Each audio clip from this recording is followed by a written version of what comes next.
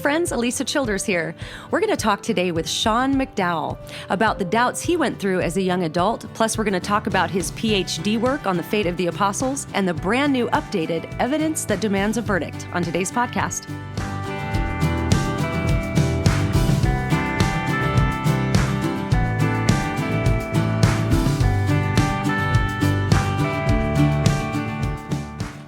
My guest today is Dr. Sean McDowell.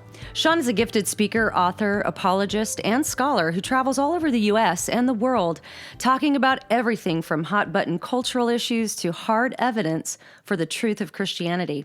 He's got a passion to equip the church, and young people in particular, to make the case for Christianity. He's an associate professor in the Christian Apologetics program at Biola and is the resident scholar for Summit, California. Sean still teaches one high school Bible class, which I want to ask him about in just a moment because that's pretty interesting. He holds a PhD in apologetics and worldview from Southern Baptist Theological Seminary. He's written or edited over 18 books, and most recently, he worked on the updated Evidence That Demands a Verdict with his dad, Josh McDowell. He's got a great website that's just a tremendous resource for all kinds of articles, videos, and a brand new podcast called Think Biblically, and you can find all of that at seanmcdowell.org. So, Sean, I want to welcome you to the podcast, and I want to ask you about working with high schoolers. That's really interesting to me. Why do you still do that? Why is that important to you? Well, I've always had a passion for the next generation. I gained that probably from my parents and just the way I'm wired. I love working with junior high and even more in particular high school students. So I did it 10 years before I started teaching at Biola. And when the position came up at Biola, finished up my doctorate, there was the chance to stay here part-time. And I do it. You know, when I talk with pastors and parents and I say I'm not just a professor, but I'm in the classroom working with kids, you get a little respect, I think, for doing that. And it also just keeps it fresh for me. I'm always talking with students about what they think and believe and watch and how they see the world. So next year I can even have my son in class, which is fun. He'll be a high school freshman. Wow. So that's a whole new wrinkle. But it's the way I'm wired. I enjoy it. Well, in a moment, we're going to talk about the newly updated Evidence That Demands a Verdict, which, of course, is one of the books your dad is most known for. But before we get to that, I want to ask you what it was like to grow up as the son of one of the greatest and most well-known defenders of the Christian faith, and then as a young adult encounter some of your own doubts and just questions about what you've been taught and what you've believed all your life. What was that like for you?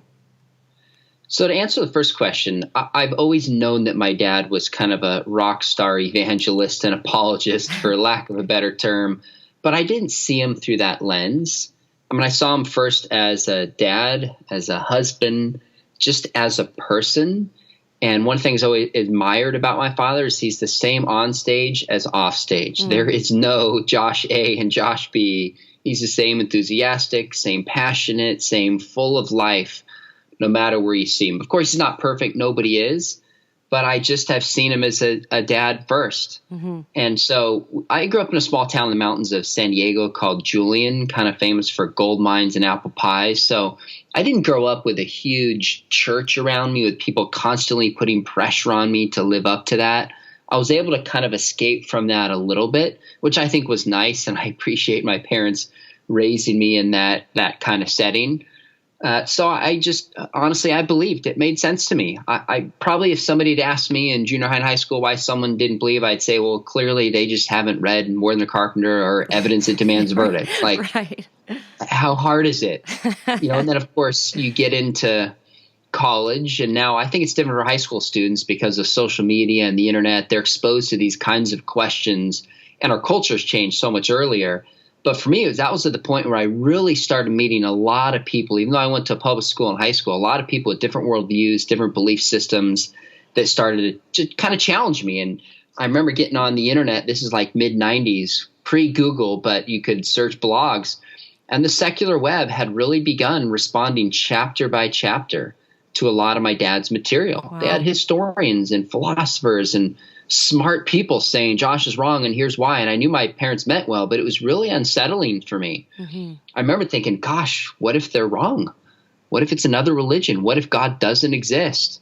And it wasn't just a head game for me. I remember really feeling the weight of that. And so I decided, I think I was about 19, that I was just going to tell my dad that kind of I was going through this period of doubts, and we were in Breckenridge, Colorado, and went out to get coffee or something like that. And I remember we sat down, I looked at my dad, and I said, Dad, I want to know it's true, but I'm not sure I'm convinced Christianity is fully true. Not knowing what he would say, because he's committed his life to defending and proclaiming this. And I'll never forget, he looked at me and goes, Son, I think that's great. And he paused, and I remember thinking, did he hear anything that I just said? Like, I'm saying, I'm not sure I buy all this stuff that you mentioned. And he said a few things, the effect of, I've raised you to seek after truth, no matter what, and to follow it. If Christianity is not true, don't follow it. He said, but I'm confident if you seek truth, you will either remain here or be led to Jesus, because Jesus is the truth. And then, of course, he said, your mom and I love you no matter what. And when I tell the story, I don't want to over dramatize it, because it's one piece of a much larger story and experience. But it was pivotal for me, for owning my own faith, for really having, I think, permission from my parents to go, you know what, I got to find out what I believe and ultimately base my life on that. Well, I love that you tell that story, because I have a 9-year-old little girl who has a lot of questions. And she's sort of by nature this skeptic, not a cynic. She's just very smart. And I often recall this story when we'll be reading through the Bible or something, and she'll say, well, how do we know that really happened? And as a parent, this kind of panic moment sets in. And then I remember, wait, Josh McDowell just kind of said, that's good. You need to investigate. So I appreciate that story, which I think helps me and other parents, and I'm sure has helped you as a parent with your kids and their questions, because it can be scary, especially in this culture, to parent kids who are having to walk through this stuff. But thankfully, there's a great resource to help parents and to help everybody, not just parents, called Evidence That Demands a Verdict. Now, for anyone who's not familiar with this book, it was originally published in 1972, and ever since then, it has pretty much been the go-to resource for Christians who want to learn how to present evidence for their faith and to defend the claims of Christianity. And, really the impact of this book is just immeasurable. There's been over 3 million copies printed worldwide. And so here we are 40 years later, and you and your dad, Josh McDowell, teamed up with over 30 graduate students and a dozen leading scholars to update the information in this book. So why did you feel the need to revise this classic work? Yeah, I'm glad you asked that. There's actually quite a few reasons. And the most pressing one was he wrote it in 72, like you said, updated it 80s, early 90s, and then updated again in 1999. So by the time we started talking about updating this thing, it had almost been 2 decades. Wow. So you think about how much changes in that. In particular, that's really when the internet became ubiquitous and started changing the conversation about evidence. So one reason was just we got to update this thing. It's been 2 decades. So other reasons were there's a ton more evidence that we had uncovered, whether it's manuscript evidence, archaeological evidence, different arguments people had made. So we wanted to include that. We want to take out some material that was dated. For example, the Old Testament section, really in the 60s, 70s, 80s, and maybe into the 90s, what's called the documentary hypothesis was a very important pressing issue.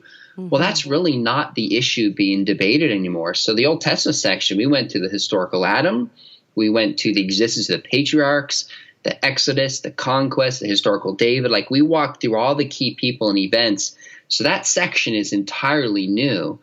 And then there were some other issues that we had to address, like the claim that Jesus didn't even exist or that Christianity is a copycat religion. I had done research on the apostles and their deaths. It was not in the first, in the last update. So we added a chapter on that. We had a chapter responding to Bart Ehrman. He was not around writing. I don't even know how old he was in the late 90s, but nobody knew who he was as a skeptic. So we wrote a chapter responding to some of his claims. So the landscape had just changed. And also, I think I was at a stage where I was developing a platform, could bring a new voice. It could be a father and son. And I think that we just got together and thought, this would really add a unique flavor where someone can talk about all the evidence they want. But if their son believes it and their son embraces it, that just gives a unique kind of added credibility to it as well. Yeah, that's great. Now, you mentioned kind of new discoveries in archaeology, and you mentioned historical evidence for some of the patriarchs.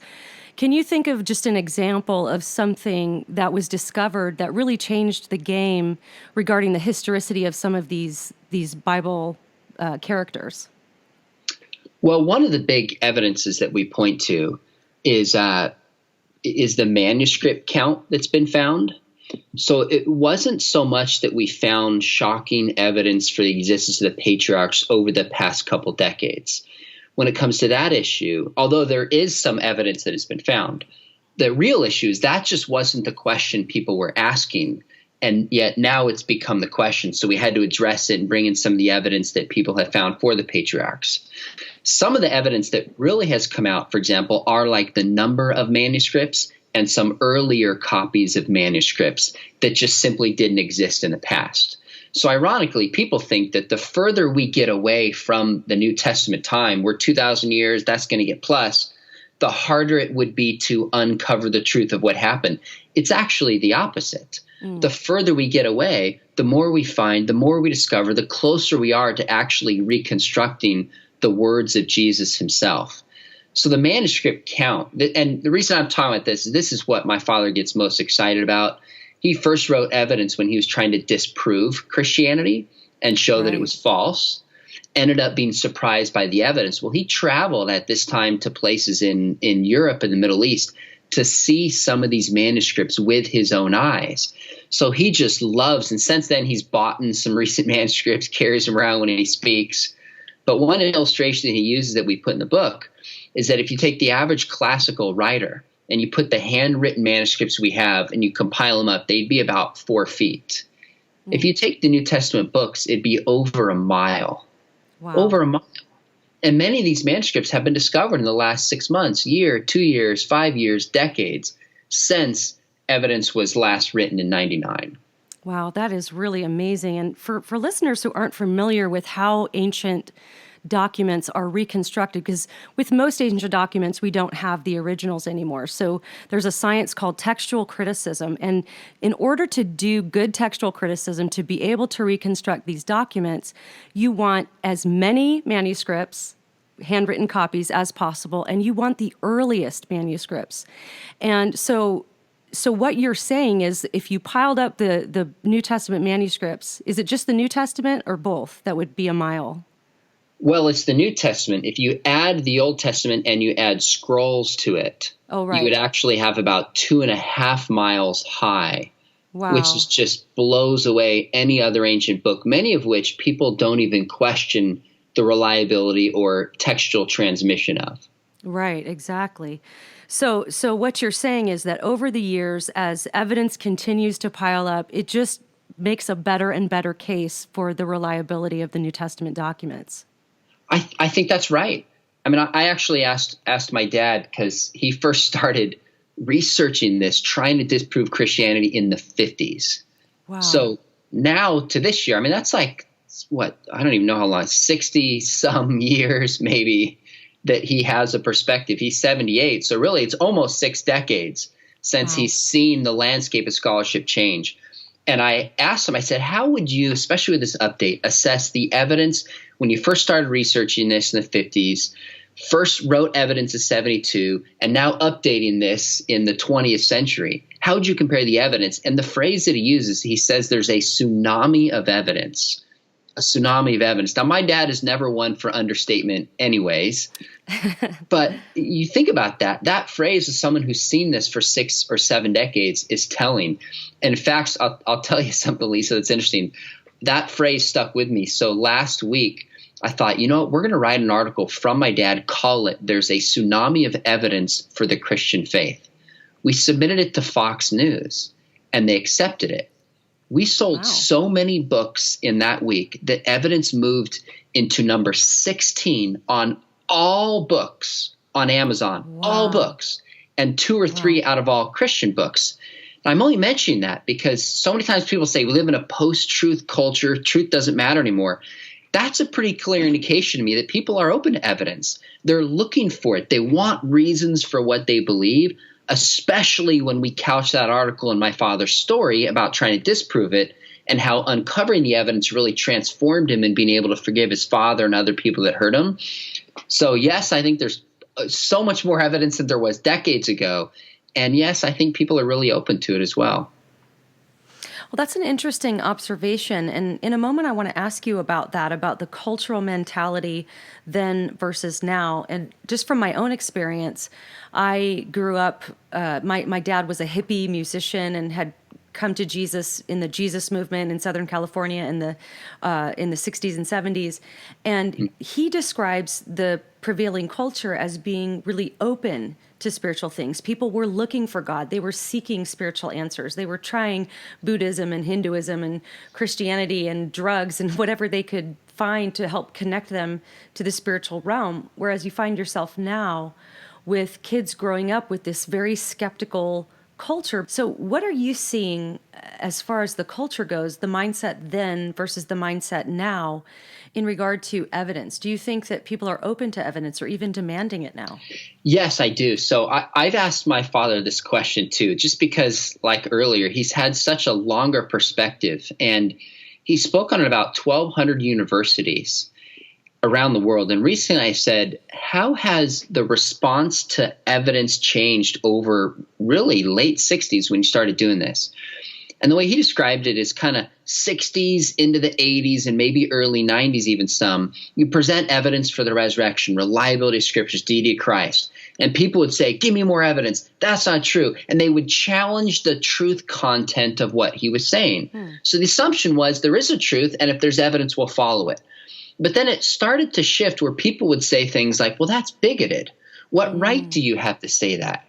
And it shifted more towards an emotional spectrum about somebody's right to speak something, towards things like tolerance. And now people talk about inclusion and not hurting people's feelings. So there's been a shift. Really, when he first wrote evidence that people assume there's truth, we can know it, we follow it, truth matters, let's debate it, let's dialogue about it. To now people say, well, truth is oppressive and truth is just decided by those who win. And you can't really know truth. It's just your feelings. So there's a temptation in light of that to just stop and say, well, we just have to tell our story and we just have to give people experience. I think that's a colossal mistake. Now, do we need to tell stories? Absolutely we do. Do we need to show people how they can experience God? No question about it. But because people are made in the image of God, we will always care about truth, even though we might suppress it. But we're truth seekers. That's what it means. That's why Jesus said, love God with your mind. We are made in his image, and we want to know and follow after truth. So a recent study, interestingly enough, came out in January. Barna's study with Impact 360 on Generation Z, 46% of Gen Zers, basically those maybe 5 to like 20 or 25 in that range, 46% said that they are open to evidence for issues of faith. 46%. Wow. In fact, not even just open for it, want evidence for what they believe. So there's a lot of nonsense about feelings. There's a lot of things people will charge. So in the book Evidence, we added chapters at the end specifically on, is there such a thing as truth? How do you know truth? Can there be truth in history? And we respond to all these claims because when evidence first came out, you didn't even need that. People assume there's truth, but now they question it. So we have to clear all that away. And then oftentimes we can give the evidence. It's like you have to do apologetics to get to apologetics, to get to the gospel. That's right. In a way. That's right. Yeah. Well, this is really just an epic work, and I think it can be probably intimidating for some people. It's over 700 pages, but I really like to view this book as just a great resource that every family can have on their bookshelf. So, for example, if I go and check my Facebook page one morning and someone posts an article or just a claim that Jesus never existed, for example, I can pull out my evidence that demands a verdict, hop on over to the subject index, and there it is, Jesus, historical evidence of, which is going to take me to page 143, where you have all these sources listed. And what I love about the way that this book is organized, Sean, is that it's not just sources, but you also categorize them according to their value. So you've got some of the non-Christian sources for Jesus' existence having little or no value. Then you list some that have limited value. Then you list some that actually have significant value. And I want to ask you about that because sometimes I will use Josephus as a source for the historical reliability of Jesus. And every single time, without fail, somebody will come on and say, no, Josephus is totally discredited, and you can't use Josephus if you want anyone to take you seriously. How would you respond to that? Well, what I would say is, so you're claiming Josephus is discredited. What's your source from the leading scholars who don't consider him a reliable source? Look, practically speaking, whenever someone makes a claim like Josephus being discredited, that person has the burden of proof to support that claim. So I'm going to call them on it first and say, can you tell me what leading scholars you're referring to and what journal articles you have to show that Josephus is not a reliable source? I'd put the burden of proof on them. And then second, I would like you have an evidence. We have leading Jesus scholars. And these, yes, many of them are conservative, but they're not all just conservative. As we go through evidence, we don't just cite William Lane Craig and N.T. Wright and Gary Habermas, although we cite them.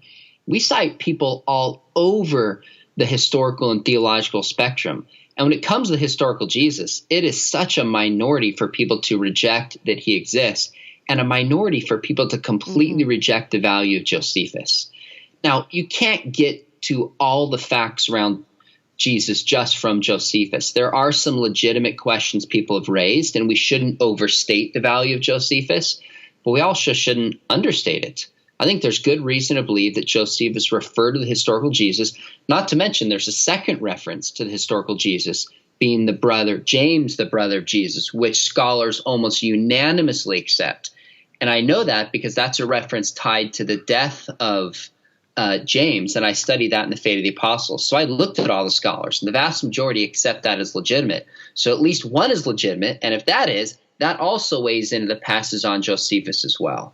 Right, and I think it's so important, too. I love the way that it's organized to help the reader think through these things because, for example, in the case of Josephus, often what the skeptics are responding to is, there's a quote floating around from Josephus that is probably not authentic. It's been interpolated and kind of expanded and made to be a little bit fantastical. So then other people may use that quote, and then people say, well, you can't trust Josephus. But there's actually a version of that quote that many to most scholars believe has an authentic core. So I think we can end up talking past each other because someone's assuming I'm using something that's interpolated or this or that, and therefore think Josephus is discredited altogether, which is why I'm glad you brought up that second reference, because it's, even if you throw out the other one, you still have him referencing the brother of Jesus. So this is all stuff you'll learn if you read the book.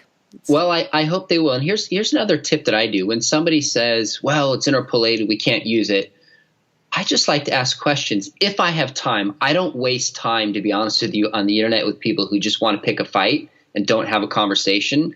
Whatever the issue is, I don't have time for it. But if someone's genuine and they're having a fair conversation, even if they push back, great. I'll simply say, what is your criterion for how you trust a source and whether it's useful or not? And I'm telling you, Lisa, I ask so many people that question. Almost nobody has a criterion. They don't know. And then if they don't have a criterion, then I go, then how can you so quickly dismiss Josephus? I mean, it's just amazing. Learning to ask a few good questions based on the very chapter that you're talking about can help people have conversations about these things so much in a much more fruitful manner. Well, that's well said. And I want to ask you, I'm curious, how long did these revisions take? How long were you working on these revisions? Oh, gosh. The contract almost took 2 years, which is, I won't bore you with the details on that. But the writing, by the time we started, it came out in print, probably was around 3 years, somewhere between 2014 and 2017. And this was probably more work than anything I've done, as much, probably about close to my dissertation, managing, researching, writing, editing, communicating. It was a massive, massive undertaking. And to be honest with you, I really wanted to get it right because I know how many people trust this as a resource and use it. So we were double, triple, quadruple checking our quotes and sources, doing our best to get things right. That's great. I love to hear that.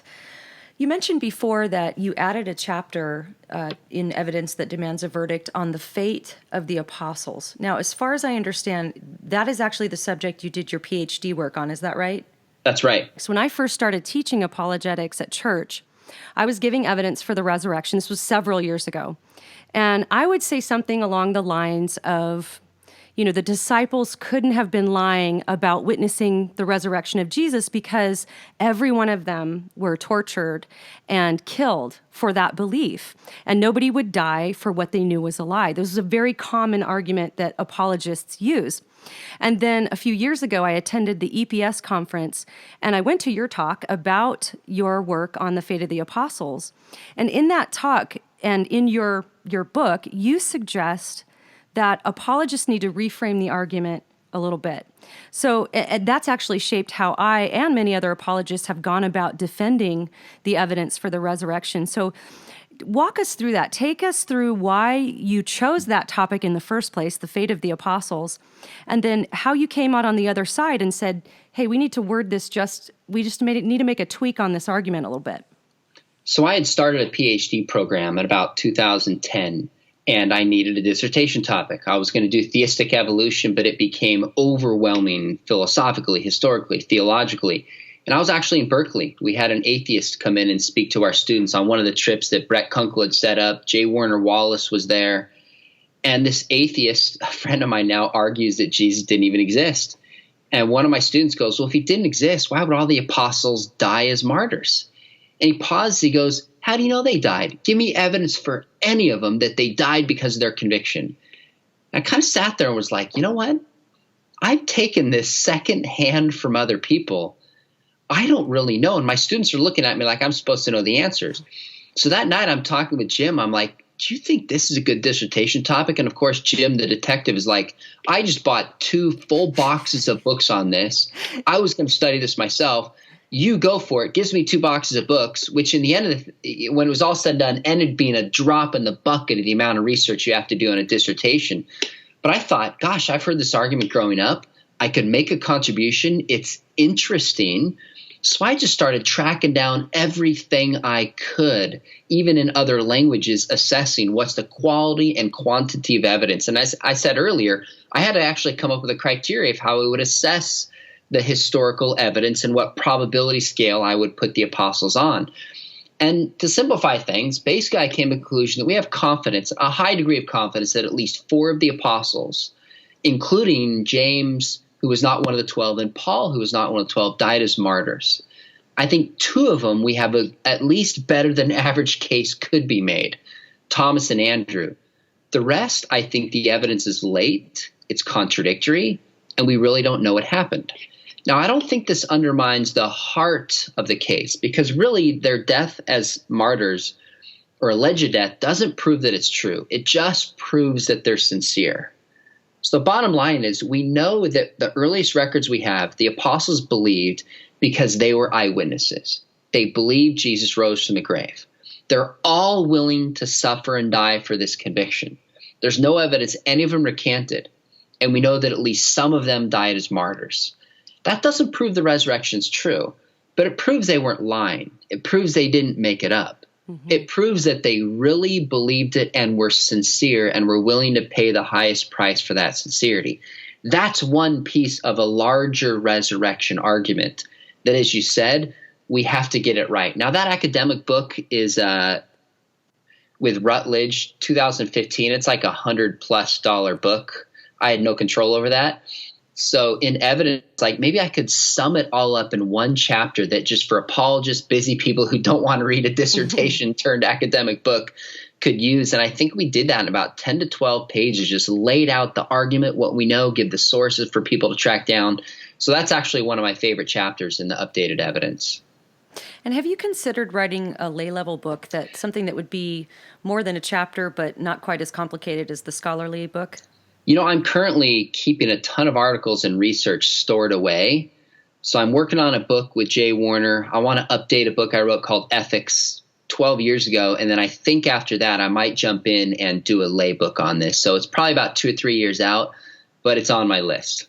That's great. I'm so glad to hear that. So basically, what I'm hearing you say is that rather than saying that every single apostle and disciple was tortured and killed for what they believed, it would probably be a bit more accurate to say that they were willing to be tortured and killed for what they believed. And we have good evidence, at least on 3 or 4 of them, that that is actually what happened. Did I get that right? Yeah, no, I think you got it right. What I've struggled with is it's easy to say they all died as martyrs, they weren't lying, Christianity's true. But that's just not That really would be accurate. easy, though. Wouldn't that be great if it was that easy? It's so much easier. So I've struggled to find like one line that captures it, and I just don't know that we can. So really, I guess if I had to have one line, I would say the apostles believed they had seen the risen Jesus, and they were all willing to suffer and die for that conviction. And we have good reason to believe that some of them did. If I remember correctly, you're saying there's pretty good historical evidence for Paul and Peter. Would you say those are the top 2?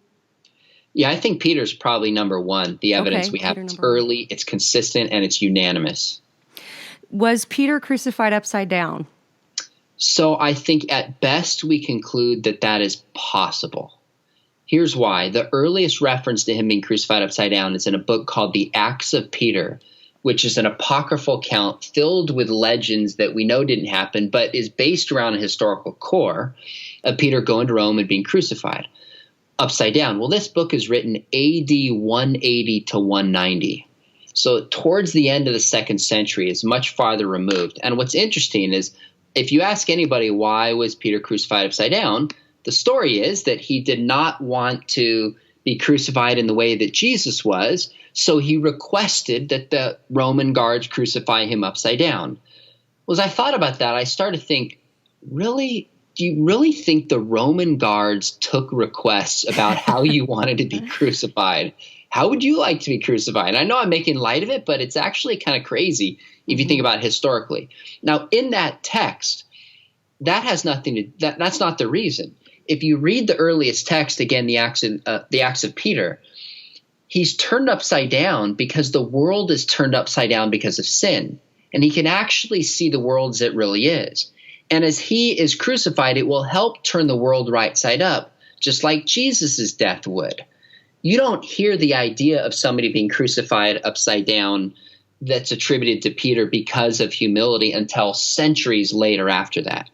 So could it happen? There is some historical precedent for people being crucified upside down. But given that the earliest report is late, it's theologically based, and there's some parts about it that are somewhat unbelievable, I think at best it's historically possible. In fact, I'm leaning more and more as I think about this to being unlikely, but it's possible. So when you share something like that at a conference or at a church, I would imagine that that can be a little bit rattling to some Christians who have based maybe, because that legend gets told a lot, that Peter was crucified upside down as this victorious thing. Does that just really bum people out to learn that that's probably not true? You know what, Alisa? A pastor said to me when I was in the middle of my research, he paused, he goes, "Man, you're going to make liars out of all of us." And that hit me. I was like, that is not my goal. I mean, oh my goodness. And certainly when you talk, so many people I've talked to from India hold dear to these traditions about Thomas going there. I'm not trying to unsettle the apple cart, make anybody into a liar. And I think I've modified this by saying, look, I've used this argument uncritically. I'm the one who's helped make this popular. So if anybody is guilty, it's me. I just feel the weight like I got to get this right. So I think when I phrased it that way, that I've made mistakes too and truth matters, I think it gives people permission to just go, okay, all right, let's see where the evidence leads. And also saying that we can still make the argument, we just have to modify it a little bit. Right. Let's talk about James, because that's the one for me that when I used to teach resurrection evidence years ago, I would tell the story that I think is it a 3rd or 4th century story? I'm not going to say this right, but is it Hagiogapus or I think it's Hegesippus. Hegesippus. Okay, I'm Yeah, terrible with pronunciations, but that's I'm okay. sure you've read that account. Where this dramatic account of James being thrown from the temple, the top of the temple, and then, with the now I can't remember exactly, but it's just this amazing where he just to his dying breath, all this is happening, and he won't deny Christ. But there's also an account from Josephus on James to where it's just a little bit less fantastical. And in the Josephus account, is he that he's stoned? Is that what it is? So let me take a step back. You have three James that I've studied, which is one thing that makes this difficult. James, the son of Alphaeus, a minor apostle. You have James, the brother of Zebedee. I'm sorry, the son of Zebedee, the brother of John. His martyrdom is actually included in Acts chapter 12, right at the beginning of the chapter. So that's one I think we have solid historical evidence for. The James you're referring to is James, the brother of Jesus, who is not one of the 12, but is an apostle because he saw the risen Jesus, and he becomes the head of the early church. Now, James is unique because he's the only one for which we have an early Jewish / secular source in Josephus in the 90s referring to his death. And I think there's good reason to take that historical. Well, in that one, it just describes that he's taken away and he's stoned to death. Well, you look in the account in Hegesippus, which is actually from the mid to late 2nd century, but it's preserved by my mind just went blank. Literally in the 4th century, the main church historian, holy cow. Eusebius? Thank you, Eusebius. Like the obvious church historian in the 4th century records the account that you're describing. And in that one, it's much more flowery. He's put up on the top of the temple. He's thrown off. He's beat with a club, and he's stoned to death. So I think what's going on is there's actually a possible way to reconcile the two of those together. In the way that they would stone people to death with some flowery hagiography added in the later account of Hegesippus. So I think we also actually have Gnostic sources for James, which is very interesting. You have Christian, Gnostic, and you have a Jewish source, all generally agreeing, broadly speaking, on the way that he died, even though some exaggeration may have found its way in later accounts, which actually tells me that there's good reason to think that there's probably a historical core there about the way that James died.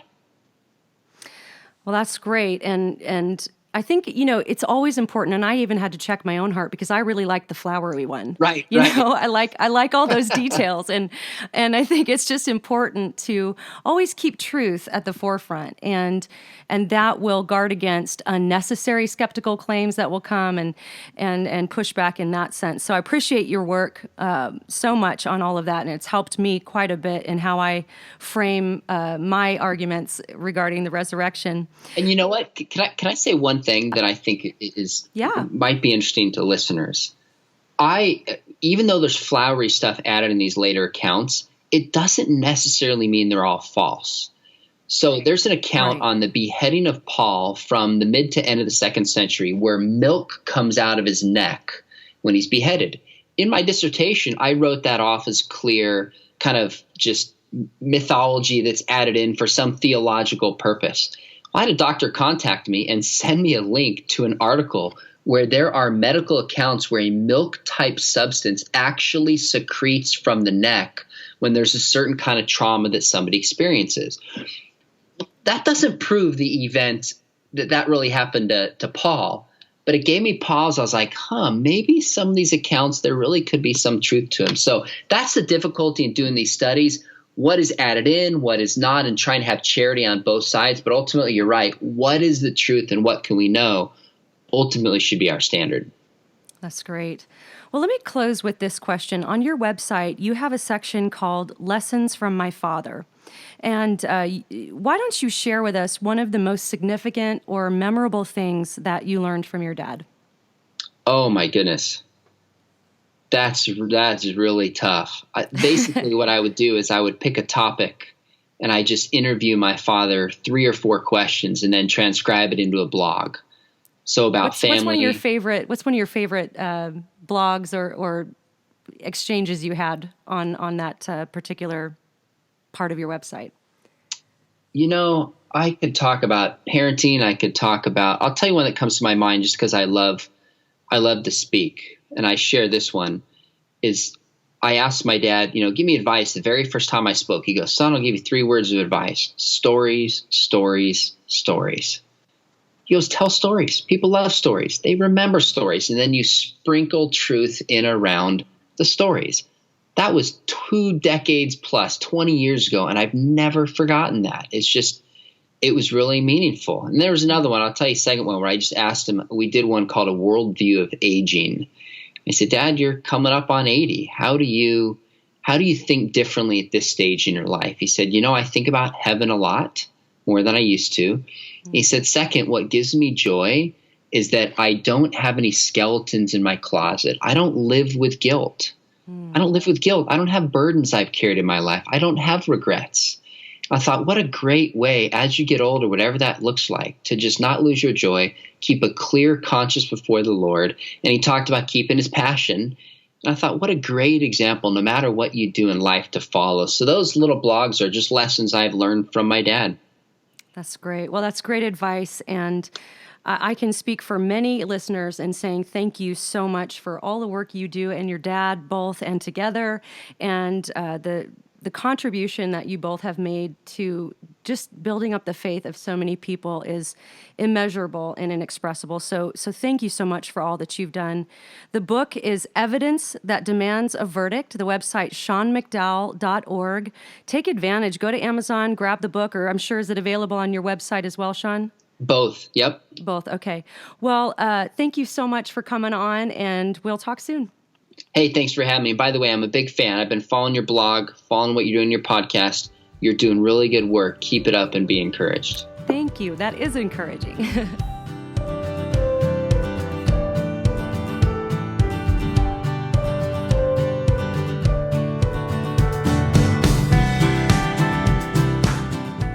If you enjoyed listening to this podcast, you can sign up to receive my weekly podcasts and blog posts by email by going to alisachilders.com and clicking the subscribe button, or simply subscribe to the Alisa Childers podcast on iTunes.